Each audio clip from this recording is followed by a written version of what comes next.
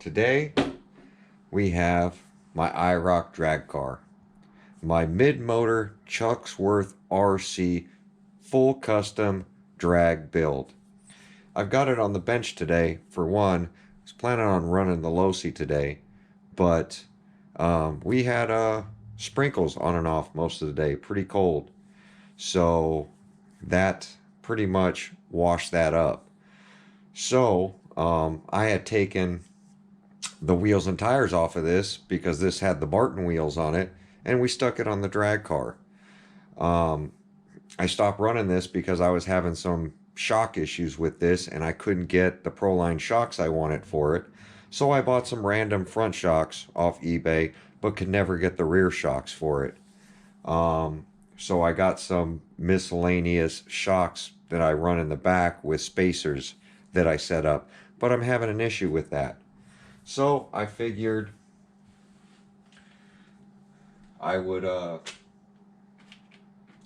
make a video on some of the comments that I got on the last video I did when I balanced and changed gearing on the Losi 22S platform. So there was a couple good questions that I realized that people are confused on, and one of them was actually listening to Flowpax's live, and he made a comment about some Facebook stuff and him trying to help some people, and them just not listening. And that's one thing I definitely want to suggest is listen to everybody.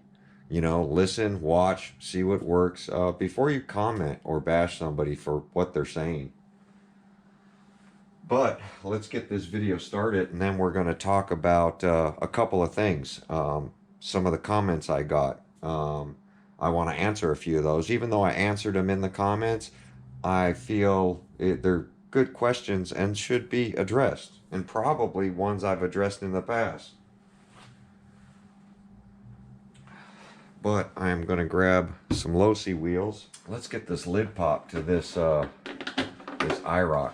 So this is a body I did up.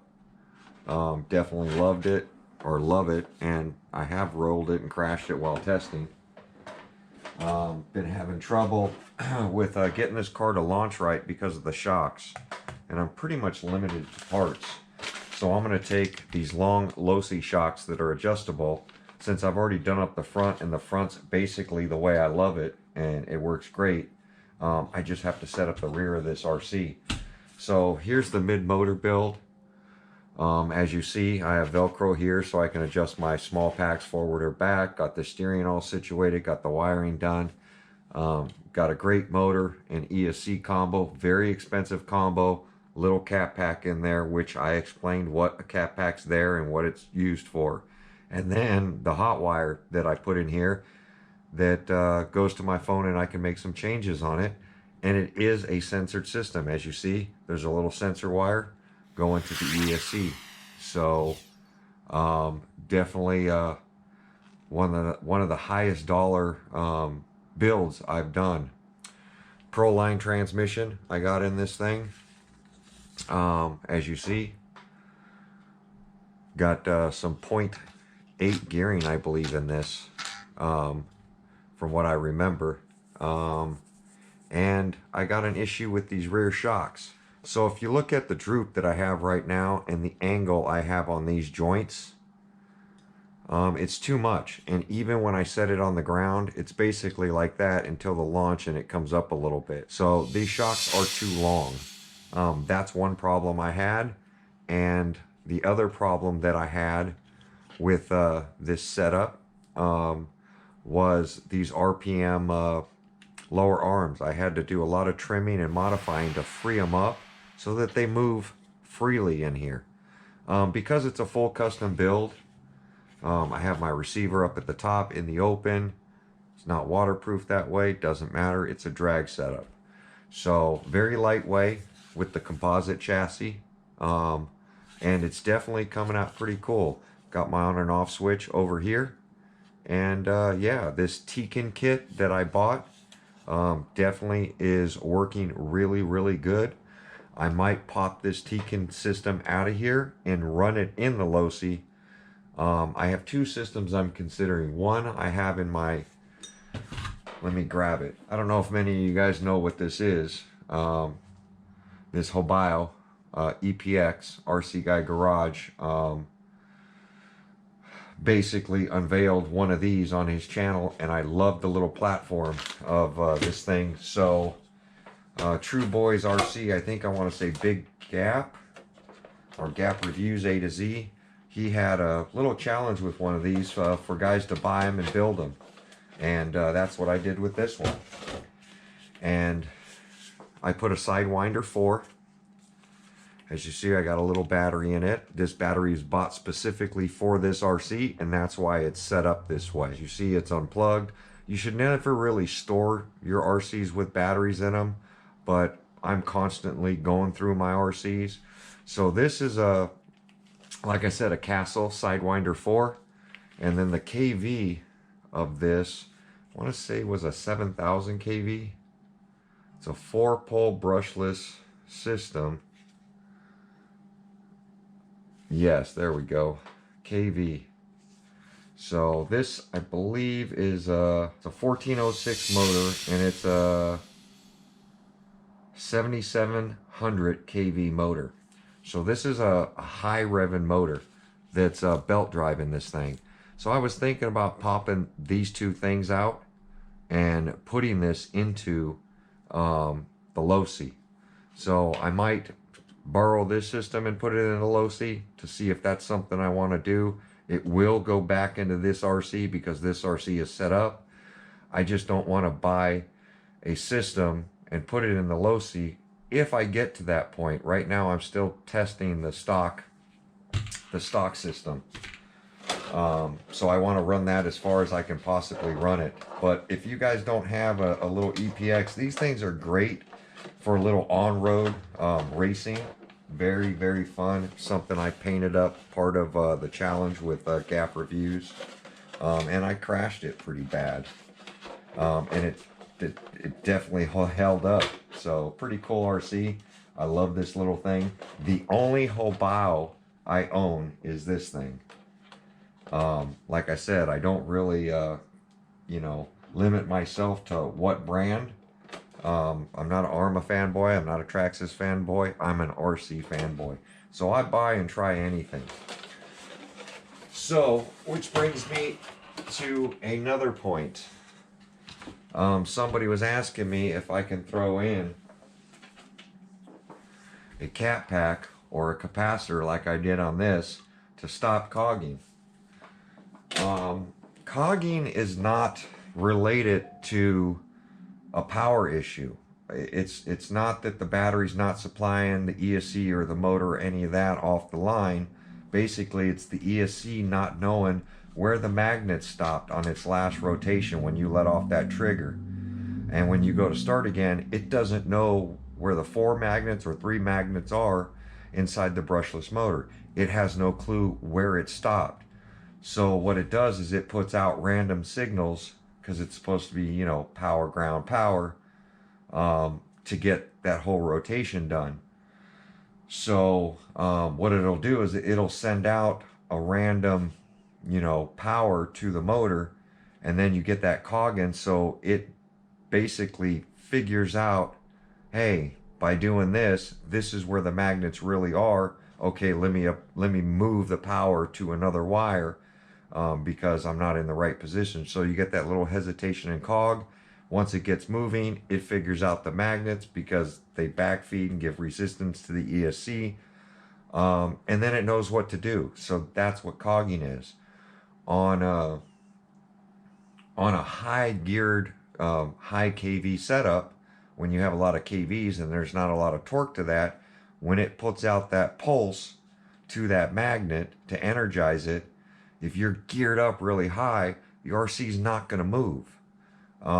If you're geared really low, on a low KV motor, it's got so much torque, when it sends out power to these random magnets, it's going to start rolling and it's going to catch the position faster than if you were geared really high.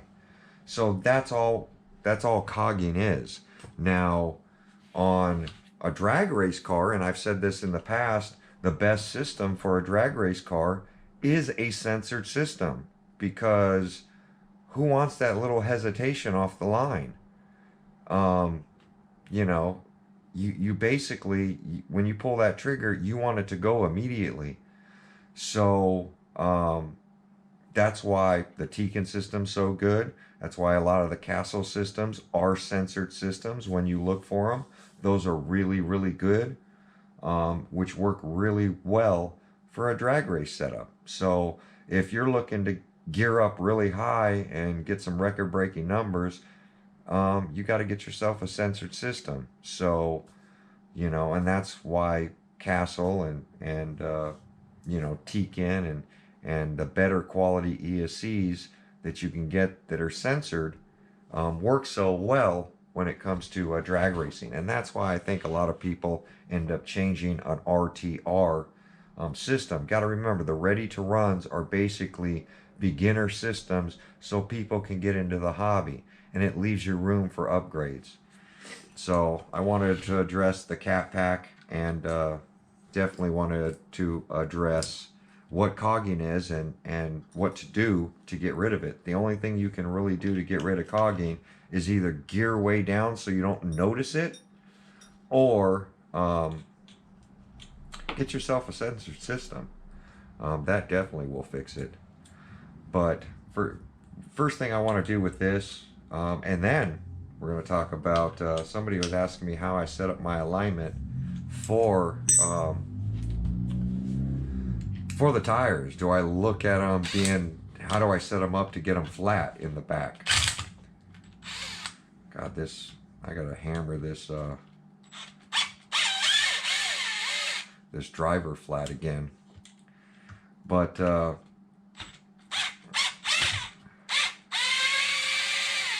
sorry, just concentrating a little bit.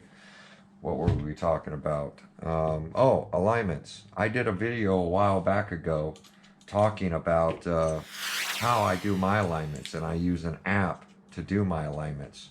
I wonder if I have the app. I normally always have the app somewhere. Sometimes I end up deleting it. It's called the Bubble Level.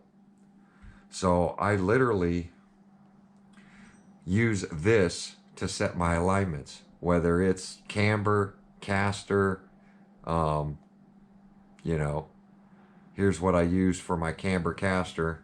So what I'll do is, with the wheel on, I'll rubber band this to the wheel and I'll make my adjustment. So I do have the video on that. All you have to do is look up on my channel is iPhone alignment for RC cars, because I literally use my smartphone to do alignments. So what I'm doing here is I'm going to pull off these shocks. I know that the Losi shocks I have, these take clips as well, and any of these shocks that take those I don't want to say stupid, but the budget ones that you got to put shims in here for your spring rate and all that, it makes it kind of hard to get it going straight easily. It can be done, but it's also going to change on different tracks, different places you go. You're going to have to adjust your shocks. It's going to happen. So when that happens, you'll have to carry those plastic spacers with you everywhere. Keep them in your kit, keep them in your bag, whatever you got to do, because you'll probably have to adjust it for the road that you're running on. The no prep surface could have a bunch of cracks in it. You might need more travel, you might need less travel.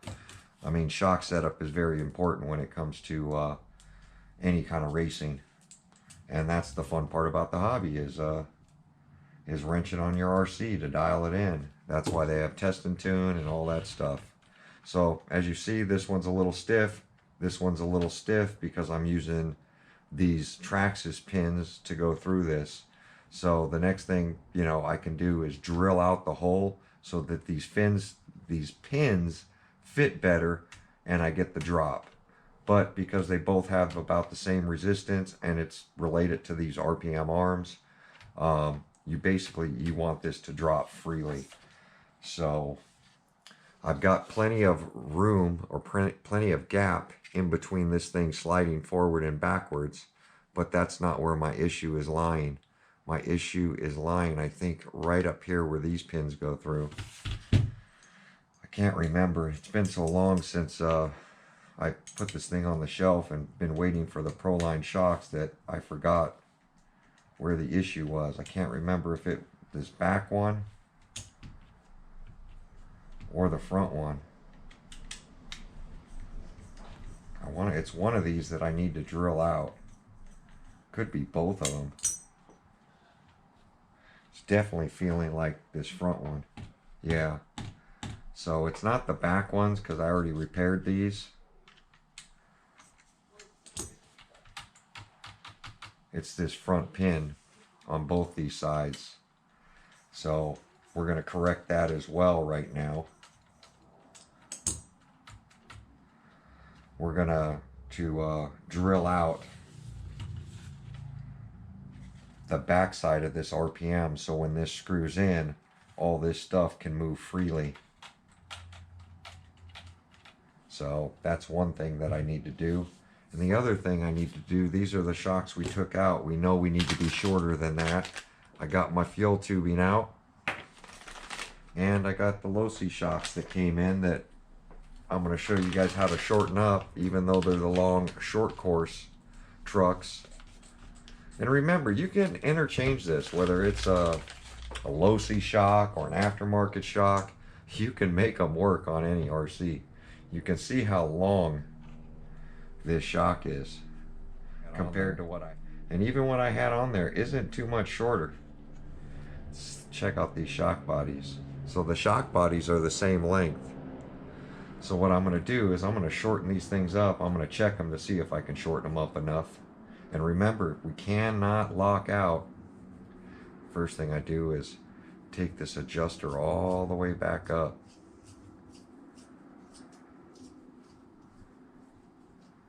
See, and that's going to leave a lot of slop in there. That's why they adjusted them way down.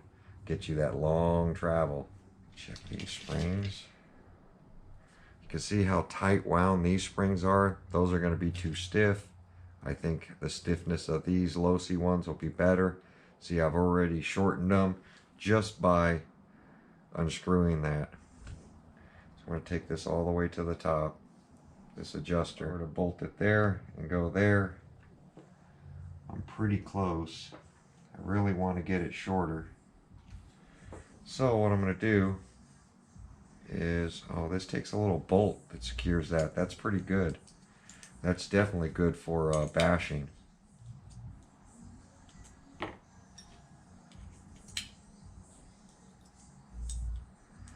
These things won't fall out because they literally screw into the base of that. So take that screw out, lift that up, get that out of there. Make sure that when I bolt this thing down here, so right there is basically where I need to be, and that's still going to give me travel up and down. So we're going to mark that here on this shock so that I can put fuel tubing on the inside. So give me a second, and we're going to pop this thing apart, and I'm going to get my axle nice and straight is where we're going to start out. Actually, I'm going to start out a little down because I don't want too much, and I want that as soft as possible. So I'm going to start out there instead of this position where I'm at.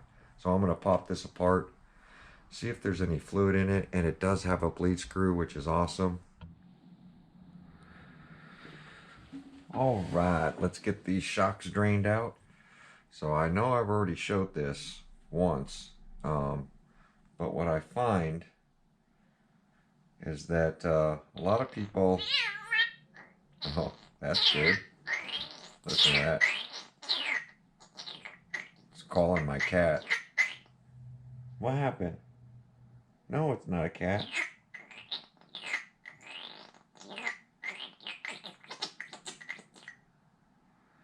Guess the cat thought it was a cat cry. She's looking at me. So that's for this shock.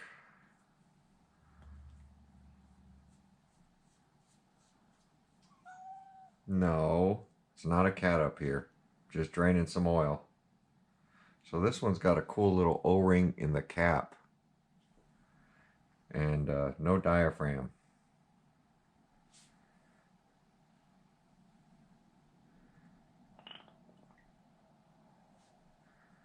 Well, that's a lot of fluid.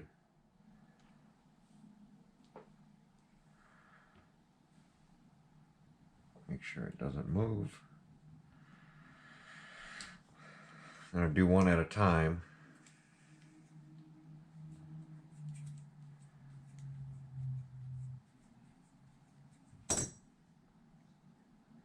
Well, that's good. Look how long that one is.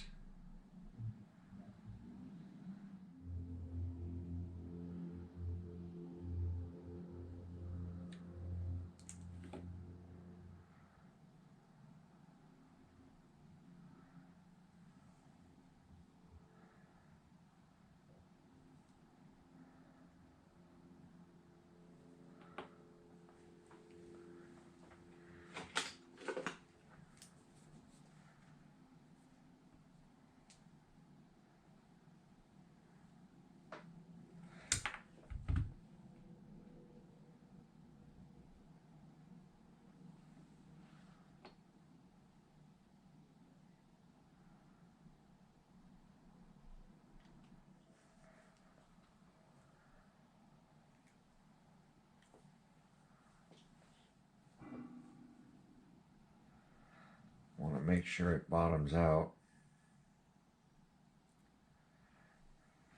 We're going to check it. Well, I should probably hold it there. So, not much shock travel there. But remember, it's a drag car. Even a speed car would be fine. So, it's not enough. I don't think.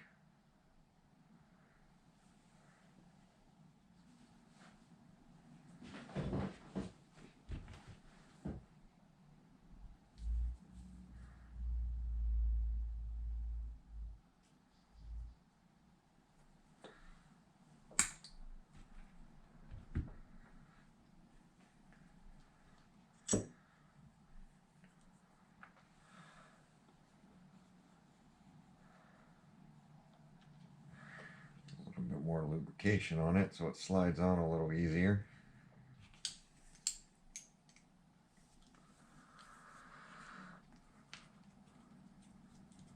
Rod pliers do make it easier.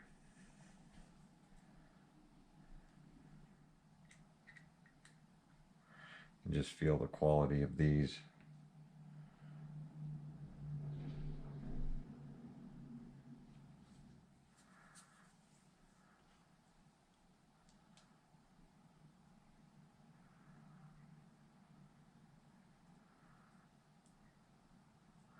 They've already been threaded on once, so they should go on pretty easy.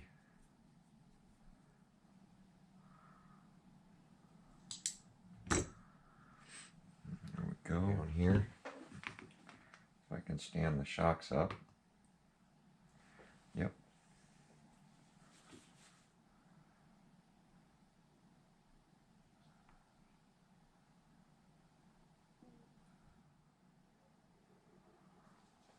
I think 3 times. It's going to suck that fluid in. Should be the 3rd time. Topping them off. Now we're going to let them sit. Let all those air bubbles come out. We'll be right back.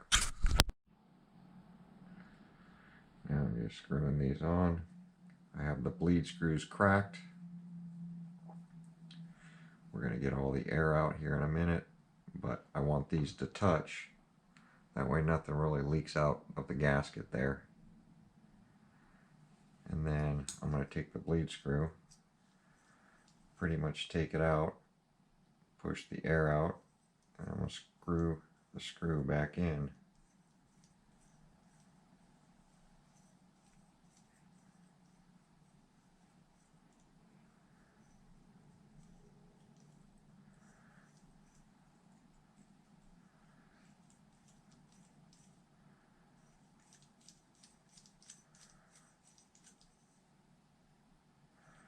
while holding the shock in. Tighten that down.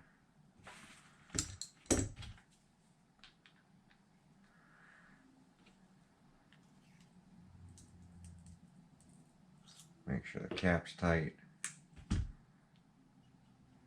There we go. There we go.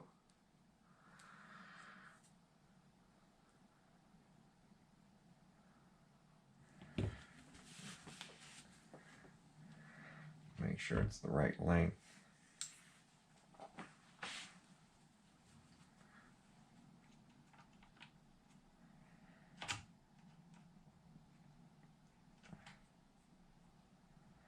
Lead screw facing up. There we go. Axle is level. So we're gonna get these put back on here, make sure that we're level, and we'll be right back. All right, so when my Losi 22S ready to run drag chassis, when I swapped the shocks over on that from the eBay shocks, I did cut off the little pillow ball because these didn't have any. And then that kit came with these spacers, so that's what I'm using to mount this on to the Slash. So we're gonna do that. That's the little pillow ball that pops into that. Then we're gonna add the spacer to the back of it. And remember, the bleed screw facing up. I already did the other side for mock-up. And I added the washer just so the pillow ball can't pop out. That it can't pop through and the shock come off. So once that's tightened down, now I have the swivel like it's supposed to because I have the pillow ball. And then we're going to add the bottom. And then we want this shock as straight up as possible. So I'm going to put it to the inside bolt on this RPM control arm here.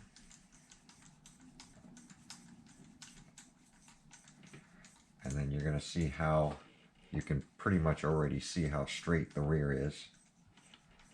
So this will bottom out.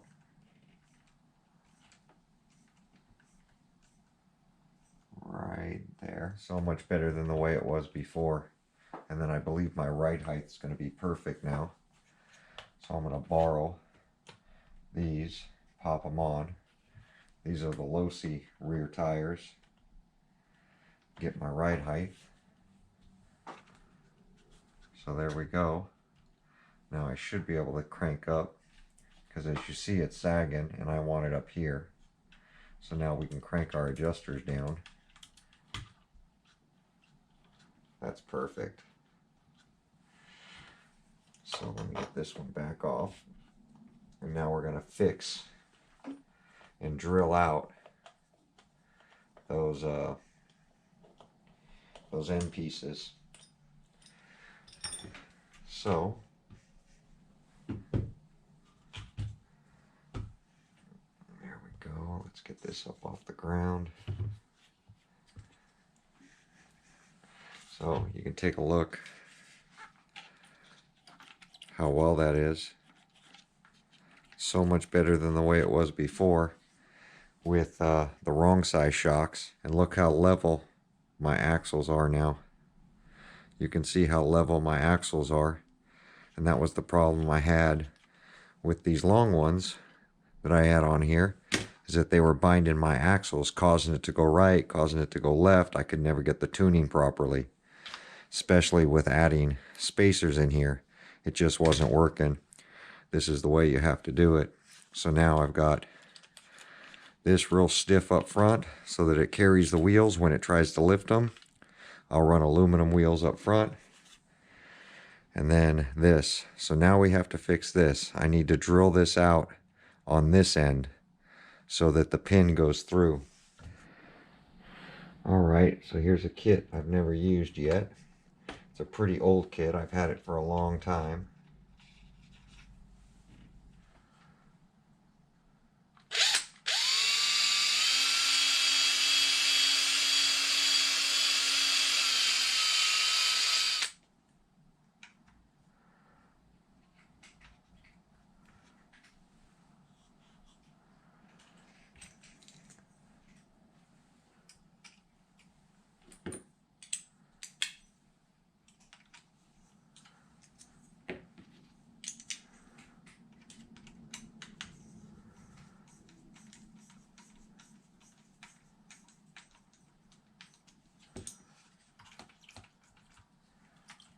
go. Now we'll do the same thing to the other side.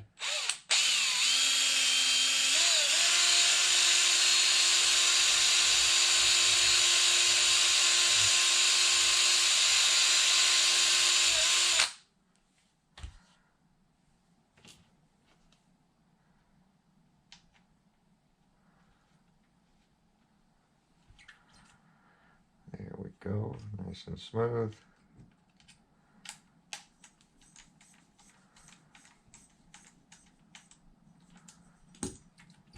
There we go, nice and smooth.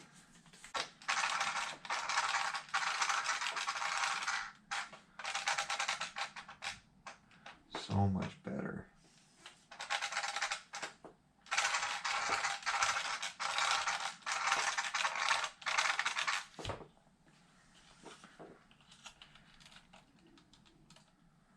There we go. So now that I've stole the wheels off my other one, so that's, you can see how stiff that is. That's the way I like it. I've got the rake, and then this thing is going to squat. So it's going to squat and take off. So what I'll do is I'll keep tightening these up, and if these won't hold it and these are too much, then I'm going to add the stiff springs in here. And then this stiff spring is going to stop a lot of that soft bounce, because I really want it to stay pretty much like that. And then when it takes off, I want it to squat, but I don't want it to camber in. So it looks like I'm going to have to camber out this wheel, or it's going to be right in the inside of this tire.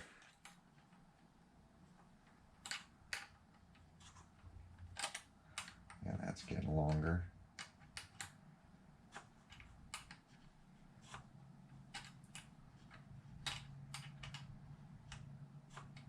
Go.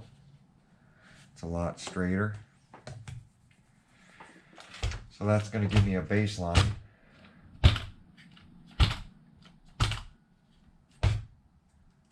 You can see how well the rear is working. It's really going to plant the rear and float the front. So there you go, guys. I hope a lot of this stuff is helping some people out there. Hopefully me explaining censored versus not censored is helping some people. And you can always tell a censored motor because it will have this little, what is this thing? 1, 2, 3. It's a little 5-wire plug that plugs into the motor somewhere and plugs into the ESC somewhere. And then this one, as you see, I added a capacitor, and that came with this Tekin kit. This was about a $350, $400 kit for this combination, for this. So it's pretty much almost what a DR10 cost is just in this part of the electronics, not counting the steering servo, receiver, all that other stuff, and the Proline transmission, and then the Chucksworth RC chassis. So as you can see, I have a ton of money into this RC. And then I still have the wheelie bar that I need to modify to make work on here, which I have right here with the hardware that came with this chassis.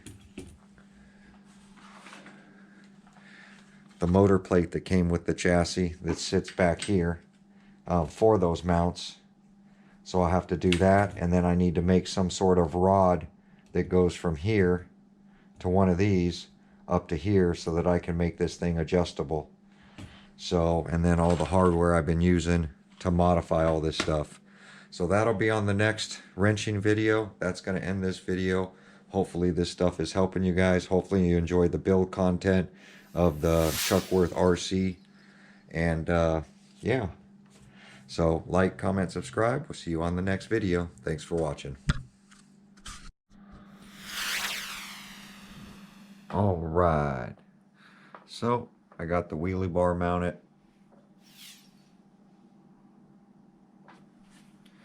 I got the wheels working. I still got glued the O-rings on them. I've got all the aluminum bits,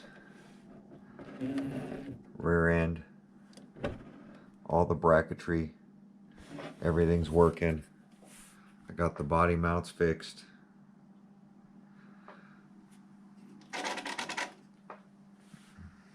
Wheels, everything's sitting on like it should. So the carbon fiber wheelie bar is on.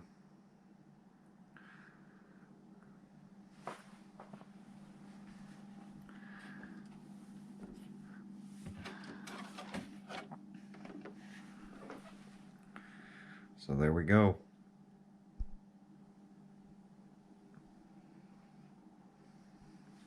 I still want to lower down the front a little bit. Basically the front wheels. And I mean, the right height for the body is good. So when I lower the front end, I might have to raise the body. But I'm lowering the front end to push the wheels back into the wheel well. And that's it. And then we'll get it out and test it against the Losi and see how it does. See how the mid-motor is finally acting.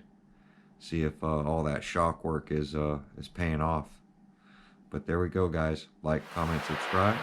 I'll see you on the next video.